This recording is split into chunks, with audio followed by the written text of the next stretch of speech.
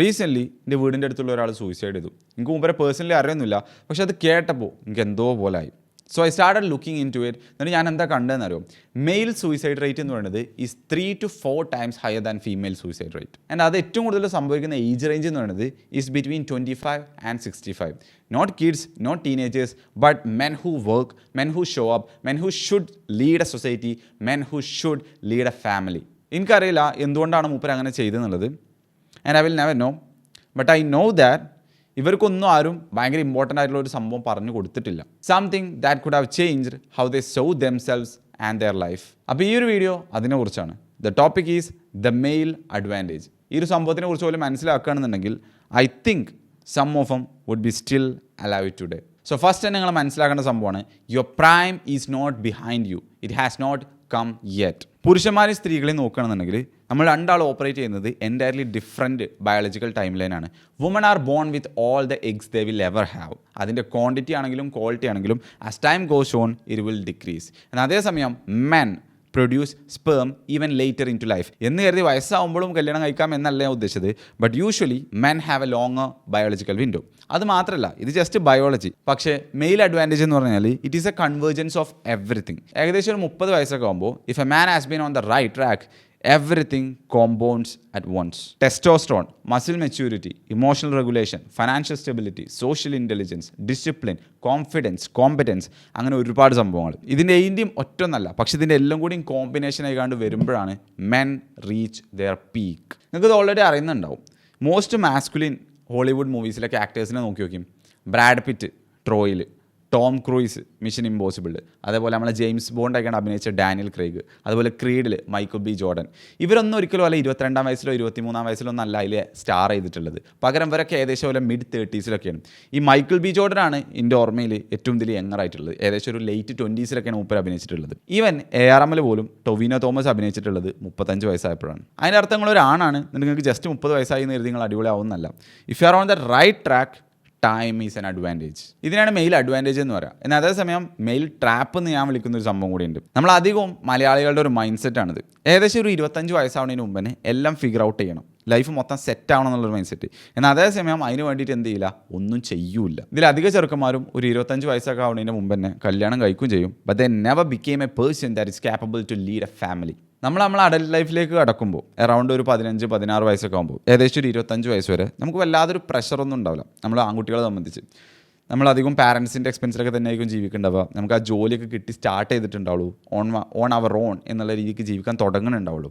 അപ്പോൾ നമ്മൾ വിചാരിക്കുന്നത് ലൈഫ് അത്ര വലിയ പണിയുള്ള സംഭവമൊന്നുമല്ല, ഈസിയാണ്. കാരണം നമുക്ക് പ്രഷറും കാര്യങ്ങളൊന്നും വന്നിട്ടില്ല, ഇതുവരെ നമ്മൾ മനസ്സിലാക്കിയിട്ടില്ല എന്താണ് റിയൽ ലൈഫ് എന്നുള്ളത്. ഈ ഒരു ടൈമിൽ നമ്മുടെ ബാഡ് ഹാബിറ്റ്സും കാര്യങ്ങളൊക്കെ നമ്മളെ ബോഡി ഫോഗുകയും ചെയ്യും. നമ്മൾ ഫാസ്റ്റ് ഫുഡും കാര്യങ്ങളൊക്കെ കഴിച്ചാൽ പുറത്തേക്കൊന്നും വല്ലാതെ കാണില്ല. അതുപോലെ തന്നെ ലൈഫ് സ്റ്റൈൽ ഡിസീസും കാര്യങ്ങളൊന്നും ഇപ്പം തന്നെ അപ്പിയർ ആവില്ല. അവിടെയാണ് അധിക ചെക്കന്മാരും ട്രാപ്പഡ് ആവുന്നത്. ഇതിനോലെ എന്തായി കാണും, ഒരു പെർമിഷനായി കാണും, ഇനി ഓലെ ലൈഫ് മൊത്തം എൻജോയ് ചെയ്യുക എന്നുള്ള രീതിയിൽ. പിന്നീട് ഓലെ ഇൻസ്റ്റൻറ്റ് ഗ്രാറ്റിഫിക്കേഷൻ എന്ന് പറഞ്ഞ ഒരു ട്രാപ്പിലേക്ക് വീണ് പോവാണ്. ആക്ച്വലി ഓലെ അവിടെ അക്യുമുലേറ്റ് ചെയ്യാണ് bad food, no training, no mission, no real friends, അതുപോലെ തന്നെ നോ ഇമോഷണൽ പ്രോസസ്സിങ്. അങ്ങനെ അപ്പോൾ ഈ സംഭവങ്ങളൊക്കെ ഫസ്റ്റ് ഒന്നും മനസ്സിലാവില്ല, 23-ാം വയസ്സ് 24-ാം വയസ്സിലൊന്നും മനസ്സിലാവില്ല. പക്ഷേ ഇതിങ്ങനെ അക്യുമുലേറ്റ് ആയി ഏകദേശം ഒരു 30 വയസ്സൊക്കെ കഴിയുമ്പോൾ 33-35 ആകുമ്പോഴാണ് പുറത്ത് കാണാൻ തുടങ്ങുക. അപ്പോൾ ഇതിനിത് ജസ്റ്റ് ഒരു ഹാബിറ്റിൽ നിന്ന് മാറിയിട്ട് റിവേഴ്സ് ചെയ്യാൻ പറ്റാത്തൊരു ലൈഫായി മാറിയിട്ടുണ്ടാവും. But let me tell you one thing, time എന്ന് പറയുന്നത് ജസ്റ്റ് ഒരു ആംപ്ലിഫയർ ആണ്. Discipline is the only variable that separates both paths. Time ഒറ്റയ്ക്ക് ഒന്നും ചെയ്യണില്ല, നിങ്ങൾ ജസ്റ്റ് ഏജ് ആയി എന്ന് കരുതി നിങ്ങൾ എവിടെ എത്തുന്നില്ല. എന്നാൽ അതേസമയം ഡിസിപ്ലിൻ ആണ് തീരുമാനിക്കുന്നത് നിങ്ങൾ റൈറ്റ് ട്രാക്കിലാണോ അതോ റോങ് ട്രാക്കിലാണോ എന്നുള്ളത്. ഞാൻ കണ്ടിട്ടുണ്ട് ഒരുപാട് ചെക്കന്മാരെ നമ്മളങ്ങോട്ട് ഏജിലുള്ള കുറച്ച് സീനിയർ ഏജിലൊക്കെ ഉള്ളവർ ഈ ഒരു മെയിൽ ട്രാപ്പിലേക്ക് വീണ് പോകുന്നത്. അതുപോലെ തന്നെ ഞാൻ ലുക്കപ്പ് ചെയ്യുന്ന ഒരുപാട് സക്സസ്ഫുൾ ആയിട്ടുള്ള ആണുങ്ങളുണ്ട്, men who are in their peak at their 30s. Even just എൻ്റെ ലൈഫിൽ നോക്കുകയാണെന്നുണ്ടെങ്കിൽ I'm just a 22-year-old kid. പക്ഷേ ഈ ഒരു 2-3 വർഷത്തെ ഡിസിപ്ലിൻ കൊണ്ട് തന്നെ I built a body, a physique that I'm genuinely proud of. I make money online. I have some followers, like 27K followers on Instagram, and I also built a decent subscribers on YouTube.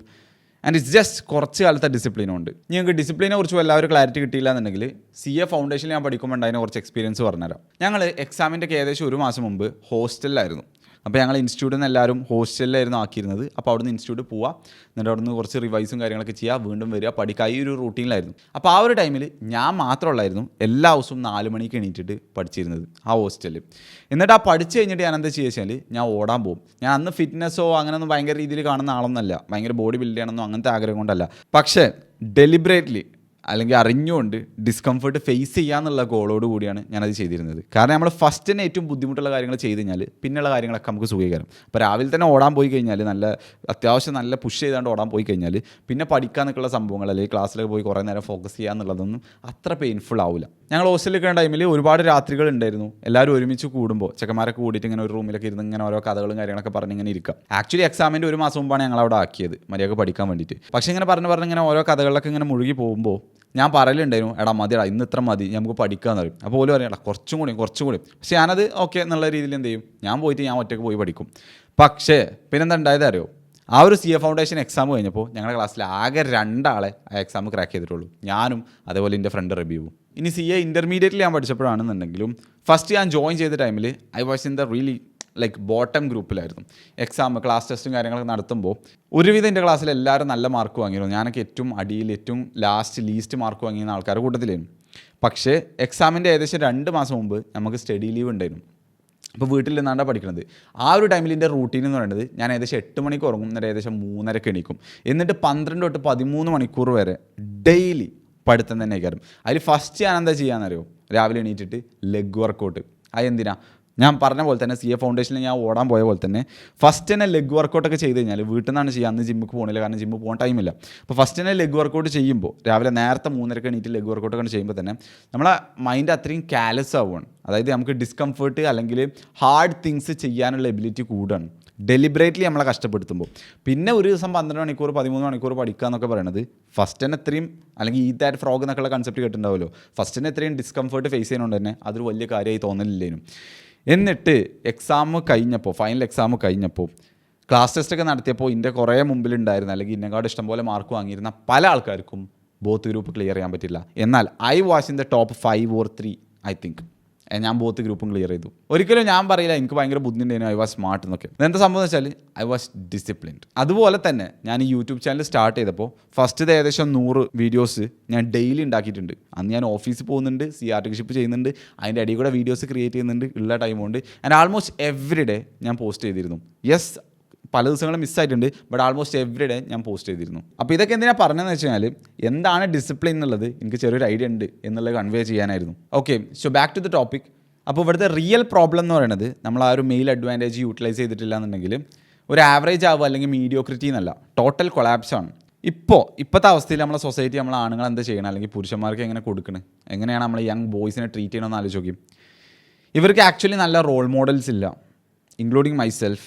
എങ്ങനെ ഒരു ആണാവണം എന്നുള്ളത് correct ഒരു നല്ലൊരു strong ആയിട്ടുള്ള ഒരു പുരുഷൻ, both mentally and physically strong ആയിട്ടുള്ള ഒരു പുരുഷനാവണം എന്നുള്ള ആ ഒരു സംഭവം കാണിച്ചു കൊടുക്കാൻ ആരുമില്ല. ആണുങ്ങൾക്ക് ഇമോഷൻസ്, നെഗറ്റീവ് ഇമോഷൻസ് കാര്യങ്ങളൊന്നും പുറത്ത് കാണിക്കാൻ പറ്റില്ല, ഇമോഷൻസ് പുറത്ത് കാണിക്കാൻ പറ്റില്ല. Just man up, you are strong, അത് കരയാനൊന്നും പറ്റില്ല എന്നുള്ള രീതിയിലാണ്. അതുപോലെ തന്നെ എങ്ങനെ ഹെൽത്തി ആയിട്ട് ഇമോഷൻ റെഗുലേഷൻ ചെയ്യണമെന്നോ എന്ന് പറഞ്ഞു കൊടുക്കണില്ല. അധികം ആൾക്കാർക്ക് ഒരു മിഷൻ, ഒരു പർപ്പസ് എന്ന് പറഞ്ഞ സംഭവമല്ല, റിയൽ ആയിട്ടുള്ള ഒരു ബ്രദർഹുഡോ കമ്മ്യൂണിറ്റിയോ ഇല്ല. ഹെൽത്തി മാസ്കുലിനിറ്റി എന്താണെന്ന് കാണിച്ചു കൊടുക്കാൻ ആരുമില്ല.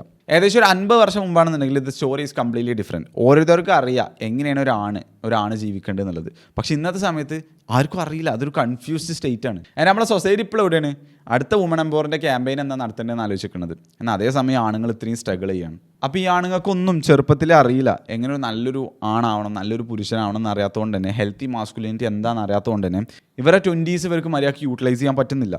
എന്നാൽ അതേസമയം അതിൻ്റെ ഒന്നും കോൺസിക്വൻസസ് അവിടെ കാണില്ല. പിന്നീട് ഒരു 30s എത്തുമ്പോഴാണ് ഇതിനെല്ലാ സംഭവങ്ങളും ഒരുമിച്ചാണ് വരുന്നത്. അതുകൊണ്ട് തന്നെ നമുക്ക് നോക്കിക്കഴിഞ്ഞാൽ ഡേറ്റ നോക്കിക്കഴിഞ്ഞാൽ ഭയങ്കര ക്ലിയർ ആണ്.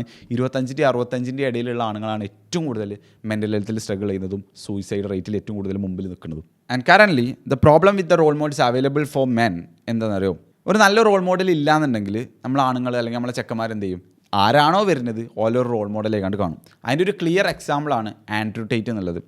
അപ്പോൾ ആൻഡ്രൂ ടേറ്റ് ഈവൻ കുറേ ആൾക്കാർ ജിമ്മിൽ പോകാനും ഇങ്ങനെയൊക്കെ മോട്ടിവേറ്റ് ചെയ്തെങ്കിൽ പോലും ഓൻ പറഞ്ഞു തന്ന സംഭവങ്ങൾ പലതും എന്താണ്, ടോക്സിക് ആയിട്ടുള്ള കാര്യങ്ങളാണ്. യെസ്, ശരിയാണ്, സ്ട്രോങ് ആവണം, അങ്ങനത്തെ കാര്യങ്ങളൊക്കെ പറയുന്നുണ്ടെങ്കിലും ഇതിൻ്റെയൊക്കെ ഔട്ട്കം പറഞ്ഞെന്ന ആ ഒരു രീതി ഒരു തെറ്റായ രീതിയിലാണ്. ജിമ്മിൽ പോകുന്നത് നല്ല ലുക്ക് ഉണ്ടാവാൻ, അതുപോലെ തന്നെ വേറെ ആൾക്കാരെ ഹെൽപ്പ് ചെയ്യണം എന്തിനാണ്? നമുക്ക് ഹെൽപ്പ് കിട്ടാൻ. ഒരിക്കലും സംഭവം സാക്രിഫൈസ് ചെയ്യരുത്. ഇമോഷൻ സംഭവങ്ങൾ ഇങ്ങനത്തെ ഒന്നും പുറത്ത് കാണിക്കരുത്. അതുപോലെ തന്നെ എപ്പോഴും നിങ്ങൾ അഡ്വാൻറ്റേജിന് വേണ്ടിയിട്ട് തന്നെ ഒപ്റ്റിമൈസ് ചെയ്യാം. ഒരു മാനിപ്പുലേറ്റീവ് ആ ഒരു റെഡ് പിൽ ടൈപ്പുള്ള സംഭവമാണ് ഇവിടെ വരുന്നത്. കുറേ സംഭവങ്ങളിൽ നല്ലതുണ്ടെങ്കിലും ഒരുപാട് സംഭവങ്ങൾ at the end of the day ചീത്ത ഒരു ലൈഫിലേക്കാണ് നയിക്കുക. ഇതൊരിക്കലും is not a good way to live as a human being. ഞാനും ഈ ഒരു പാത്ത് ഫോളോ ചെയ്തിരുന്ന ആളാണ്. പിന്നെ ശരിക്കുള്ള മനുഷ്യന്മാരൊപ്പം ടൈം സ്പെൻഡ് ചെയ്യാൻ തുടങ്ങിയപ്പോൾ ഒന്നും എക്സ്പെക്റ്റ് ചെയ്യാതെ നമ്മളെ ഹെൽപ്പ് ചെയ്യുന്ന, ഓൾ അഡ്വാൻറ്റേജ് നോക്കാതെ നമ്മളെ ഹെൽപ്പ് ചെയ്യുന്ന, നമ്മൾ ശരിക്കും സാക്രിഫൈഷ്യൽ ലവിലൂടെ സ്നേഹിക്കുന്ന അങ്ങനെയുള്ള റിയൽ ഹ്യൂമൻ ബീയിങ്സിൻ്റെ ഒപ്പം ടൈം സ്പെൻഡ് ചെയ്യാൻ നോക്കിയപ്പോഴാണ്, അല്ലെങ്കിൽ ടൈം സ്പെൻഡ് ചെയ്യാൻ തുടങ്ങിയപ്പോഴാണ് ഈ ഒരു സംഭവം എനിക്ക് മനസ്സിലായത്. Real masculinity includes the ability to love sacrificially, to be emotionally aware, to process pain without substance or silence. Tate ആണുങ്ങളോടൊക്കെ ഭയങ്കര സ്ട്രോങ് ആവാനും ജിമ്മിൽ പോകാനൊക്കെ പറഞ്ഞെങ്കിൽ പോലും, അല്ലെങ്കിൽ ഒരു നട്ടല് വേണമെന്നൊക്കെ ഉള്ള രീതിയിലൊരു മെസ്സേജ് കൺവേ ചെയ്തെങ്കിൽ പോലും ഭയങ്കര രീതിയിൽ ഇമോഷണലി ഇൻ്റലിജൻസ് ഇല്ലാത്ത, ഇമോഷണലി ഡെഡായിട്ടുള്ള ഒരു മോട്ടിവേഷൻ അല്ലെങ്കിൽ ആ ഒരു രീതിക്കുള്ള ഒരു റോൾ മോഡലാണ് മൂപ്പർ കൊടുത്തിട്ടുള്ളത്. ഞാൻ ഒന്നും കൂടി ഒരു ഹെൽത്തി എക്സാമ്പിളായിട്ട് നിങ്ങൾക്ക് പറഞ്ഞു തരാമെന്നുണ്ടെങ്കിൽ ഞാൻ ആരെ കാണിച്ചു തരാമെന്നറിയോ? ക്രിസ് വില്യംസ് തന്നെയാണ്.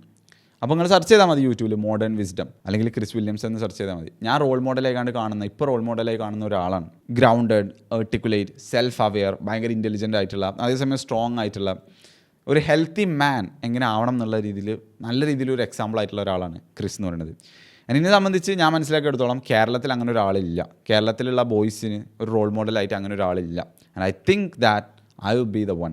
ഞാൻ റീസെൻ്റ് ആയിട്ട് ഒരു വീഡിയോയിൽ കേട്ടൊരു സംഭവമാണിത്. What actually being a man means എന്നുള്ളതിൻ്റെ ഡെഫിനിഷൻ. അതിന് മുമ്പ് ഒരു ഡെഫിനിഷൻ ആയിട്ടാണ് പറയണമെന്ന് വെച്ചാൽ having a spine and having a balls, a pair of balls. ഇത് രണ്ടും ഉണ്ടെന്നുണ്ടെങ്കിൽ you are a man. Having a spine കൊണ്ട് ഉദ്ദേശിക്കുന്നത്, നട്ടലുള്ളവന് എന്നുള്ളതുകൊണ്ട് ഉദ്ദേശിക്കുന്നത് എന്താ വെച്ചാൽ you have your own opinions, നിങ്ങൾ സ്വന്തമായിട്ട് അഭിപ്രായമുണ്ട്, വാല്യൂസ് ഉണ്ട്, ആൻഡ് അത് അതിന് ഉറച്ചു നിൽക്കാനും നിങ്ങൾ തയ്യാറാണെന്നാണ്. അതേസമയം having A pair of balls എന്നുള്ളതുകൊണ്ട് ഉദ്ദേശിക്കുന്നത് എന്താ വെച്ചാൽ നിങ്ങൾ സ്വന്തമായിട്ടുള്ള ആ ഒപ്പീനിയന് വേണ്ടിയിട്ട് പ്രവർത്തിക്കാനും ആക്ഷൻ ഇടാനും നിങ്ങൾ തയ്യാറാണ്, regardless of what other people think. ബാക്കിയുള്ളവർ എന്ത് കോസ്റ്റ് ഉണ്ടായിക്കോട്ടെ, ബാക്കിയുള്ളവർ എന്തൊക്കെ വിചാരിച്ചോട്ടെ, പക്ഷേ നിങ്ങൾ വിചാരിച്ച ആ ഒരു സംഭവം, നിങ്ങൾ ശരിയാണ് വിചാരിക്കുന്ന കാര്യങ്ങൾ ചെയ്യാൻ നിങ്ങൾ തയ്യാറാണ്. ഇപ്പോൾ ഞാൻ എൻ്റെ ലൈഫിൽ തന്നെ ഞാൻ നോക്കിയപ്പോൾ 2 എക്സാമ്പിളാണ്. ഇപ്പോൾ ഞാൻ യൂട്യൂബിൽ ഫെമിനിസത്തിനെ കുറിച്ചൊരു വീഡിയോ ഇട്ടു. അപ്പോൾ ആ വീഡിയോ ഇട്ടപ്പോൾ ഒരുപാട് ഗേൾസ് എൻ്റെ ചാനൽ അൺസബ്സ്ക്രൈബ് ചെയ്തു. അതുപോലെ തന്നെ ഞാൻ മൈ ഫെയ്ത്ത് ഇൻ ഇസ്ലാം, എന്തുകൊണ്ട് ഞാൻ ഇസ്ലാം ഫോളോ ചെയ്യുന്നു എന്ന് പറഞ്ഞിട്ടൊരു വീഡിയോ ഇട്ടിരുന്നു. ഞാൻ അതിട്ടപ്പോഴും ഇതേപോലെ കുറേ എനിക്ക് നെഗറ്റീവ് വന്നിരുന്നു. അപ്പോൾ ഈ ഒരു 2 സംഭവം ഞാൻ ഇട്ടത് എന്താ വെച്ചാൽ ഐ ഡോണ്ട് കെയർ മൈൻഡ് സെറ്റോടു കൂടിയല്ല, പകരം ഈ 2 സംഭവവും ഞാൻ ഹോൾഡ് ചെയ്യുന്ന വാല്യൂസാണ്. അതിനിപ്പോൾ ആരൊക്കെ അൺസബ്സ്ക്രൈബ് ചെയ്താലും കുഴപ്പമില്ല, ആരൊക്കെ എന്ത് നെഗറ്റീവ് വിചാരിച്ചാലും കുഴപ്പമില്ല, I will post it anyway എന്നുള്ള മൈൻഡ് സെറ്റോടുകൂടി ഞാൻ പോസ്റ്റ് ചെയ്തതാണ്. സോ ഈ ഒരു വീഡിയോ ഒന്ന് നിങ്ങളൊരു ടേക്ക് അവേ ആയിട്ട് എടുക്കണം എന്നുള്ളത് ഞാൻ ആഗ്രഹിക്കുന്നത് ഇത്രേ ഉള്ളൂ. ഒരിക്കലും ജസ്റ്റ് ഒരു 22 വയസ്സിൻ്റെ ഉള്ളിലോ അല്ലെങ്കിൽ 23, 24, 25 വയസ്സിൻ്റെ ഉള്ളിലൊന്നും ഫുള്ള് നമ്മളെ ലൈഫ് ഫിഗർ ഔട്ട് ചെയ്യണം എന്നുള്ള ഒരു നിർബന്ധമില്ല. ആ ഒരു പ്രഷറൊക്കെ വെറുതെയാണ്. നമുക്ക് ആക്ച്വലി ടൈമുണ്ട്. നമ്മൾ ആണുങ്ങളെ സംബന്ധിച്ച് നമ്മളെ വിൻഡോ കൂടുതലാണ്. ഈവൻ 30s നമ്മൾ യങ് ആണ്, നമ്മൾ പ്രൈമിലാണ് നിൽക്കുന്നത്. ഓക്കെ, ആ ഒരു ടൈം ആകുമ്പോഴത്തേനാണ്, ഒരിക്കലും ഒരു 25, 24 നമ്മളല്ല, ഏകദേശം ആ ഒരു ടൈമൊക്കെ ആകുമ്പോൾ തന്നെയാണ് എല്ലാ സാധനങ്ങളും കോമ്പൗണ്ടായിട്ട് വരുന്നത്. Your competence, your social skills, your confidence, ബാക്കി ഓപ്പോസിറ്റ് ജെൻഡർ എന്നുള്ള അട്രാക്ഷൻ, ലൈക്ക് ആക്ച്വലി ഒരു മാൻ എന്നുള്ള രീതിക്ക് തന്നെ എത്തുന്നത് നമ്മളൊരു 25 വയസ്സിൽ 23 വയസ്സിലൊന്നല്ല, ഒരു 30s എത്തുമ്പോഴാണ്, provided you are on the right track. അപ്പോൾ അതിന് വേണ്ടിയിട്ട് നിങ്ങൾ എന്ത് ചെയ്യണം? You start today, you start now. College കഴിഞ്ഞിട്ട് അല്ലെങ്കിൽ മാരേജ് കഴിഞ്ഞിട്ട് അല്ലെങ്കിൽ ആ ഒരു സംഭവം കഴിഞ്ഞിട്ടല്ല, you start now to improve your life. Real personal growth. ഇപ്പോൾ പേഴ്സണൽ ഗ്രോത്ത് എന്ന് പറഞ്ഞാൽ പല റെഡ് പിൽ അഡ്വൈസും കാര്യങ്ങളൊക്കെ ആകുമ്പോൾ അതിലൊക്കെ കേൾക്കുന്നുണ്ടാവുക you dress better, you look good, you build a body, you become strong, social skills പഠിക്കുക, അല്ലെങ്കിൽ ഗെയിം പഠിക്കുക, പെൺകുട്ടിയോട് എങ്ങനെ സംസാരിക്കണം പഠിക്കുക, ഈ രീതിയിലൊക്കെ കയറാം. That is not real personal growth. Personal growth എന്ന് പറഞ്ഞാൽ both internal and external work അതിൽ വരും. അതായത് നമുക്ക് പല ആൾക്കാർക്കും, ആണുങ്ങളെ സംബന്ധിച്ച് പ്രത്യേകിച്ച് ഇമോഷണൽ ഇൻ്റലിജൻസ് വളരെ കുറവായിരിക്കും. എങ്ങനെ ഇമോഷൻസ് പ്രോസസ്സ് ചെയ്യുക എന്നുള്ള കാര്യങ്ങളൊന്നും അറിയണ്ടാവില്ല. അപ്പോൾ അതൊക്കെ നമ്പ് ചെയ്യാൻ വേണ്ടിയിട്ട് നമ്മൾ പല സബ്സ്റ്റൻസും കാര്യങ്ങളൊക്കെ യൂസ് ചെയ്യുന്നത്, ഡ്രഗ്സും കാര്യങ്ങളും അല്ലെങ്കിൽ ഫോണും കാര്യങ്ങളൊക്കെ വാച്ച് ചെയ്യണത്. അപ്പോൾ ഹെൽത്തി ഇമോഷണൽ റെഗുലേഷൻ എന്താണ്, എമ്പതി, കമ്പാഷൻ, അതുപോലെ തന്നെ സാക്രിഫൈഷ്യൽ ലവ്, ഈ സംഭവങ്ങളൊക്കെ എന്താണ്, എങ്ങനെയാണ് നമ്മൾ ബാക്കിയുള്ളവരെ വിത്തൗട്ട് എക്സ്പെക്റ്റിംഗ് എനിത്തിങ് ഇങ്ങനെ ബാക്കിയുള്ളവരെ ഹെൽപ്പ് ചെയ്യാം, ഇങ്ങനത്തെ സംഭവങ്ങളൊക്കെ പഠിക്കണം. ഇതൊക്കെ എന്താണ് പേഴ്സണൽ ഗ്രോത്തിൻ്റെ ഒരു ഭാഗമാണ്. So body, mind both are important, internal വർക്കും എക്സ്റ്റേണൽ വർക്കും. അപ്പോൾ അധിക സെൽഫ് ഇമ്പ്രൂവ്മെൻറ്റ് ഗുരുസും കാര്യങ്ങളൊക്കെ നിങ്ങൾ യൂട്യൂബിലൊക്കെ കാണുന്നുണ്ടാവുക, ഈ ഒരു എക്സ്റ്റേണൽ കാര്യങ്ങളിലേക്ക് മെയിൻ ഫോക്കസ് ചെയ്തിട്ടുണ്ടാവുക. അതാണ് ഏറ്റവും കൂടുതൽ ആദ്യം നമുക്ക് പുറത്തേക്ക് കാണാൻ പറ്റുക, ആൾക്കാർക്ക് ഇന്ന് വാലിഡേഷൻ കിട്ടുക. But real self improvement is, real personal growth is both internal and both external. ഇതെന്തിനാണ് ഈ വീഡിയോ ഞാൻ ഉണ്ടാക്കണമെന്നറിയോ? I want to see my boys winning. I want to see strong man in Kerala again. Mentally ആയിക്കോട്ടെ, physically ആയിക്കോട്ടെ. ഇനി അങ്ങനെ mentally വീക്കായിട്ടുള്ള physically week ആയിട്ടുള്ള ഒരു ജനറേഷൻ നമുക്ക് വേണ്ട. It is enough. We need strong men here. We need strong boys. ഒരു ഫാമിലിനെ lead ചെയ്യാൻ പറ്റുന്ന, ഒരു സൊസൈറ്റിനെ ലീഡ് ചെയ്യാൻ പറ്റുന്ന, ലീഡേഴ്സ് ആയിട്ടുള്ള, ആക്ഷൻ എടുക്കുന്ന, ഡിസിപ്ലിനുള്ള, സ്ട്രോങ് ആയിട്ടുള്ള ആണുങ്ങൾ നമ്മളെ സൊസൈറ്റിക്ക് ആവശ്യമുണ്ട്. That's why I making my videos like this. ആ ഒരു പഴയ സ്റ്റഡി വീഡിയോ എന്നൊക്കെ മാറിയിട്ട് ഇങ്ങനത്തെ വീഡിയോസ് ഉണ്ടാക്കണം. Because study video may help some people to score better marks, but these type of videos can change people's life. So ഇതിനെക്കുറിച്ച് നിങ്ങൾ കൂടുതൽ പഠിക്കും, ആൻഡ് അതുപോലെ തന്നെ ഇതിന് വേണ്ടിയിട്ട് വർക്ക് കൂടും. എന്നിട്ട് ബാക്കിയുള്ളവർക്കൊക്കെ റിലേ ചെയ്യാൻ പറ്റുന്ന, റെസ്പോൺസിബിലിറ്റി ഒക്കെ എടുക്കുന്ന, both mentally and physically strong ആയിട്ടുള്ള ഒരു ആണായി നിങ്ങൾ മാറും ഞാൻ വിചാരിക്കുന്നു. നിങ്ങൾക്ക് അങ്ങനെ ഒരു ബ്രദർഹുഡിൽ ജോയിൻ ചെയ്യാൻ താല്പര്യം ഉണ്ടെന്നുണ്ടെങ്കിൽ, ഞാനങ്ങനെ സെല്ല് ചെയ്യാനൊന്നും നോക്കല്ല, നിങ്ങൾക്ക് ജെനുവിൻലി താല്പര്യം ഉണ്ടെന്നുണ്ടെങ്കിൽ ഞാനൊരു കമ്മ്യൂണിറ്റി റൺ ചെയ്യുന്നുണ്ട്, ഔട്ട്ലേഴ്സ് ക്ലബ്ബ് എന്ന് പറഞ്ഞിട്ട്.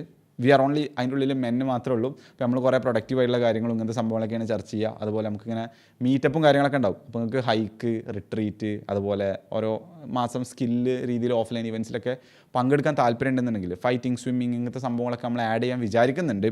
അപ്പോൾ അങ്ങനെ ഒരു ബ്രദേഴ്സിനെ നിങ്ങൾക്ക് വേണമെന്നുണ്ടെങ്കിൽ നിങ്ങൾക്ക് ചെക്ക് ചെയ്ത് നോക്കാം. Link is in description. Outliers club check ചെയ്ത് നോക്കാം. So I hope this video is helpful for you guys. See you in the next video.